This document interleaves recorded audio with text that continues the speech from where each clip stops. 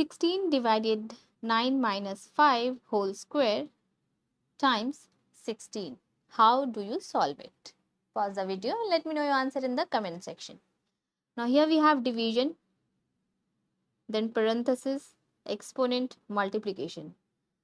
We follow the order of operation. PEMDAS, parenthesis first, then comes exponent, orders, indices, roots, then multiplication, division, addition, subtraction. So first we will have to solve the parenthesis. So it is 16 divided 9 minus 5 is 4. So it is 4 square times 16, or 16 divided, after parenthesis solve the exponent. So it is 4 square is 16, then times 16. Then we have multiplication.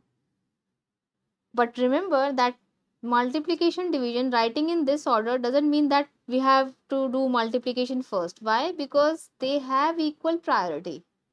Multiplication is nothing but reverse of division. Therefore, we solve them from left to right, whichever comes first. So it doesn't mean that in PEMDAS M is written first, so you'll do multiplication first. In this way, you will get the wrong answer.